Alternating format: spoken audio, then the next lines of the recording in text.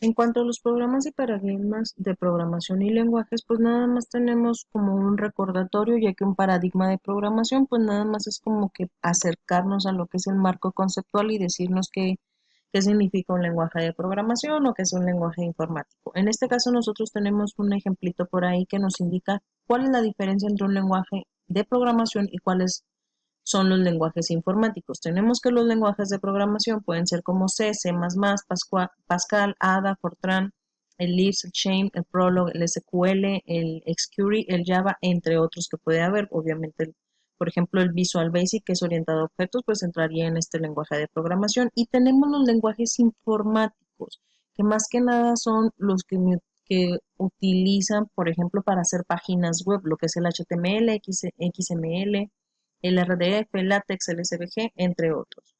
Por aquí nos hace un recordatorio otra vez de lo que ya vimos, lo que son los programas, los paradigmas imperativos, los estructurados y los declarativos que pueden ser funcionales o lógicos, como ya los dijimos. En esta parte, lo importante es el paradigma orientado a objetos, que existen tres tipos, bueno, tres principios fundamentales. Tenemos lo que es la encapsulación, que en este tipo de principio de paradigma, lo que hace es que encapsulan los datos, estados, operaciones y en ocasiones también eventos en objetos. ¿Qué quiere decir? Que mediante un objeto nosotros mandamos realizar una serie de acciones mediante un objeto. Tenemos lo que son prototipos, clases y herencias. Es decir, aquí en este vamos a trabajar con nodos o con herencias.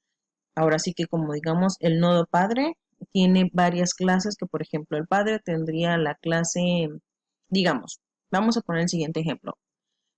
El nodo padre sería figuras geométricas. De ahí se desprenderían varias herencias. Por ejemplo, podríamos poner cuadriláteros. Entonces, de cuadriláteros ya se desprenderían las clases, o en este caso seríamos bien la clase cuadriláteros, se desprenderían lo que son el cuadrado, el rombo, el romboide y todo lo que tienen que ver o que cumplen con esta dimensión. Igual, si nos vamos a lo de los triángulos también. Y tenemos lo que es la tipificación y el polimorfismo, que constituyen la comprobación del tipo con respecto a la jerarquía de clases. En esta parte nosotros vamos a poder observar que podemos cambiar ciertos aspectos de nuestros eventos o de nuestras instrucciones. Obviamente lo tenemos que ver ya en la práctica. Tenemos lo que es el paradigma de programación por eventos, a que se refiere que un programa se concibe por una iteración infinita con dos objetivos, detectar los eventos y establecer el cálculo capaz de tratar el evento. Tenemos lo que es el paradigma paralelo, distribuido y concurrente también. Entre los lenguajes declarativos más conocidos, pues son los que ya mencioné, el Lisp, el Prolog, el SQL, el Smalltalk, el Datalog. Asimismo, el lenguaje Java, que es el con el que ustedes pueden observar la mayoría de los juegos que utilizamos por ahí en páginas, vienen por ahí con el Java. Y tenemos los lenguajes orientados a objetos, que también aquí entra el Java, el C Sharp.NET, el Python, y el Simula y el C++, que es el que vamos a estar viendo. Aquí nos hacen una vez más un recordatorio de lo que son el lenguaje ensamblador, lo que es el lenguaje máquina, y si se fijan en esta esquinita chiquitita, que es una primera columna, pues ya nos muestra lo que es un lenguaje de alto nivel, que es algo más entendible a que todo esto. Si se fijan, todo esto es esto. Tenemos lo que es el lenguaje de alto nivel, tenemos lo que es el lenguaje ensamblador y lo que es el lenguaje máquina, que es lo más bajo. Por ejemplo, de aquí nosotros podríamos decir que el lenguaje de alto nivel tendría que usar un intérprete que a su vez tendría que codificarlo en lenguaje máquina. O bien nosotros programamos así, tenemos que conseguir otro intérprete que obviamente, nos lo interprete para que nosotros lo podamos entender. Y bien, esta era la información nada más relevante de lo que teníamos por ahí, lo que es lo que eran los paradigmas de programación. Y pues aquí les vuelvo a mostrar lo que es la línea del tiempo de los lenguajes de programación. Si se fijan, por todos lados les puse la línea del tiempo para que no tuvieran que investigar absolutamente nada. El siguiente tema pues era la programación estructurada y lo que era la programación orientada a objetos, que era en la programación estructurada ustedes tendrían que ver por ahí unos enlaces que yo les puse, que era para que lo entendieran un poquito. ¿Qué es la programación estructurada? Bueno, es otro de los paradigmas de programación que se basa en funciones o subrutinas y únicamente tiene tres estructuras de control. puede ser una secuencia, que es decir, que nos va a ejecutar instrucción por instrucción, puede ser una selección o condicional, que es decir, que nos ejecute una sentencia o un conjunto de sentencias, o bueno, de instrucciones. Vamos a llamarles instrucciones para que no se pierdan, según el valor de una variable booleana, es decir, que tome dos valores. Booleana quiere decir que es un valor lógico, sí o no, o verdadero y falso. Y lo que es una iteración que viene siendo un ciclo o un bucle. ¿Qué pasa? Que en esta, recuerden bien lo de las ejecuciones que se van, si una acción se realiza o si una condición se cumple, se realiza una acción. En esto más o menos espero que se acuerden por ahí por donde estuvimos viendo los ciclos, las elecciones y las condiciones. A eso se refiere la programación estructurada, que puede ser de este tipo. Si bien acá les menciona que nosotros podemos usar la sentencia if, que ya la vimos, la el if, la else, usamos la while y también la for. Estas sentencias nosotros ya las observamos en el parcial anterior, por lo que es más fácil que ustedes entendieran la programación estructurada y por eso no me metí tanto ahí y les dejé las ligas para que ustedes pudieran hacer lo que era un video explicándome lo que era la programación estructurada. Luego tenemos lo que es la programación orientada a objetos. Bueno, ¿qué es la programación orientada a objetos? Primero tenemos que saber a qué se refiere. Los problemas suelen tener varias soluciones posibles. En programación existen diversas metodologías que nos ayudan a enfrentar un problema. Cada metodología obviamente tiene diversos lenguajes que lo soportan. En este caso tenemos la metodología que ya observamos, la estructurada, la orientada a objetos y la orientada a eventos. La orientada a eventos se refiere a que, por ejemplo, si yo hago clic aquí, que pase algo. Si yo paso el mouse, que pase algo. Si yo hago esto, que pase aquello. Esos son los eventos. En la estructurada, pues obviamente tiene que hacerse secuencia por secuencia, instrucción por instrucción y obviamente lleva una estructura. A eso se refiere, que va corriendo línea por línea haciendo lo que le toca. La orientada a objetos, pues obviamente tiene que ver más con llamar objetos o llamar sentencias, llamar modos. Y lo vamos a ir observando. La programación orientada a objetos, o bien llamada OOP, es un método de programación en el cual los programas se organizan en colecciones cooperativas de objetos, cada uno de los cuales representa una instancia de alguna clase y cuyas clases son todas ellas miembros de una jerarquía de clases unidas mediante relaciones de herencias. Ustedes dirán, pues no le estoy entendiendo. Ahorita lo vamos bien. Usamos objetos en lugar de algoritmos como bloque fundamental. Cada objeto es una instancia de una clase y las clases están relacionadas entre sí por relaciones tan complejas como la herencia. ¿Cuáles son las ventajas de utilizar programación orientada a objeto? Bueno, pues que tenemos una proximidad más con lo que nosotros vemos, con el mundo real. Nos facilita la reutilización de código porque es muy sencillo de entender y de interpretar y podemos utilizar conceptos tan comunes en todas las diferentes áreas que nosotros tenemos: análisis, diseño e implementación. Recordemos lo que estamos viendo en sistemas de información. ¿Cuáles son las desventajas? Que tiene una mayor complejidad a la hora de entender el flujo de datos. ¿Por qué? Porque como utilizamos varios pedazos de código, pues es importante que cuando nosotros estamos corriendo nuestro programa, todos esos bloques de códigos estén a nuestro alcance para poder decir, a ver, aquí me está llamando a decir que me está mandando a hablar al nodo padre, pero ¿dónde está el nodo padre? ¿Cuál es el nodo hijo? ¿Cuál es el nodo esto? ¿Cuáles son los conceptos básicos que necesito? Bueno, pues obviamente los vamos a ir conociendo. Necesito saber qué es un objeto. Un objeto es algo de lo que hablamos y que podemos manipular. Existen en el mundo real o en nuestro entendimiento del mismo. Un objeto sería una clase, que obviamente esa clase tiene algunos atributos.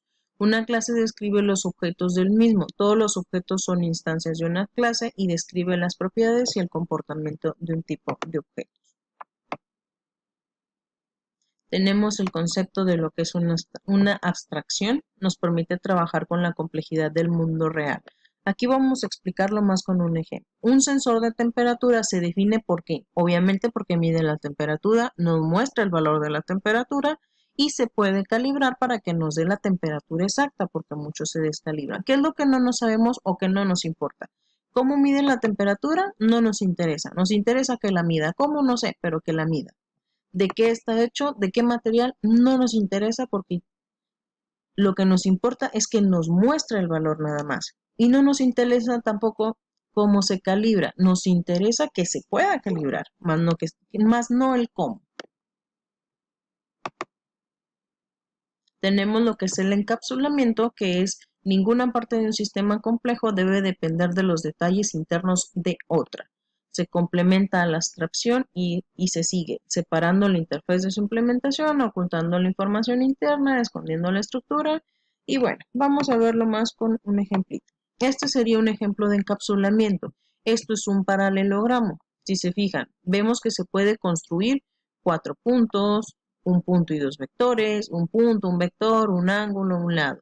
¿Cuáles son las transformaciones de esto? Puede ser escalado, lo podemos rotar y lo podemos desplazar e incluso lo podemos dibujar. Esto es el encapsulamiento. ¿Qué es lo que no vemos? ¿Cómo está representado internamente? ¿Tiene 4 puntos? ¿Tiene un punto y 2 vectores? ¿Cómo se modifica su escala? Guardando el factor, escalando en el momento, puede rotar, se puede trasladar. Eso es lo que no vemos. A eso se refiere el encapsulamiento, que esto no tenga que afectar lo que tengo aquí del lado izquierdo, lo que conozco. Es decir, que lo que no conozco no afecte lo que yo ya conozco y puedo utilizar de mi objeto.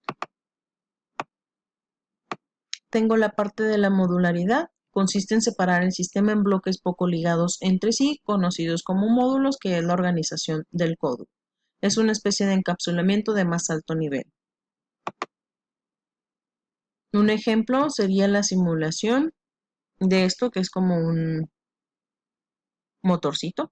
Puede dividirse en los siguientes módulos, es decir, un solo objeto lo vamos a dividir en módulos. Puede ser que tenga el módulo de geometría porque describe el detector físicamente, puede ser el módulo de partículas porque son las partículas cuyas interacciones nos interesan, puede ser el módulo de proceso donde vamos a enlazar la información y bueno, todos los módulos que le podamos sacar aquí porque si vemos es un sistema un poquito complejo. Luego tenemos la jerarquía, que es la que nos importa. Es una clasificación o ordenamiento de las abstracciones. Hay dos jerarquías fundamentales, la de clases y la de objetos. En la estructura de clases tenemos que la jerarquía es un o una y que tiene relaciones de herencia. La estructura de objetos sería que es parte de.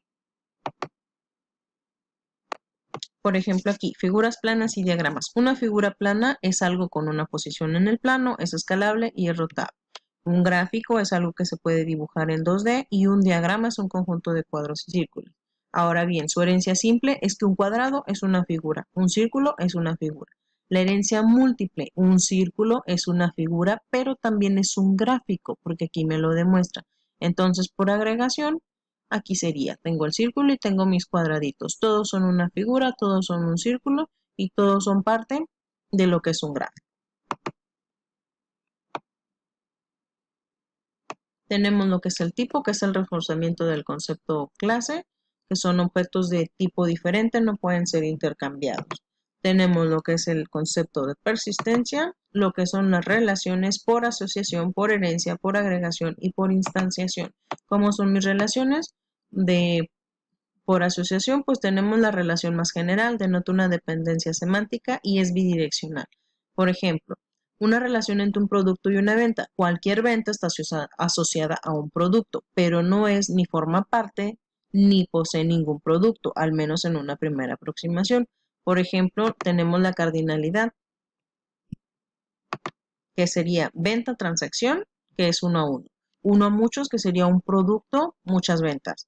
O muchos a muchos, que serían muchos compradores, muchos vendedores. Eso es Eso es lo de la relación de asociación. Luego tenemos la relación de herencia, que es es lo complejo de la programación orientada a objetos. Puede expresar tanto especialización como generalización. Aquí podemos ver nosotros que digamos que un gráfico pues se puede convertir en varias figuras, es esta partecita.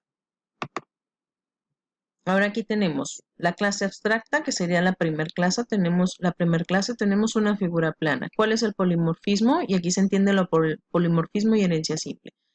Ok, la clase abstracta se puede dividir en triángulo o bien estos son tipos de triángulos que es el polimorfismo, porque un triángulo se puede modificar, puede ser equilátero, puede ser isósceles y puede ser escaleno. Luego tenemos estas dos son herencias simples de la figura plana y un rectángulo puede ser un cuadrado. Esta sería la superclase, que es la clase superior, y puede ser una subclase, que es una clase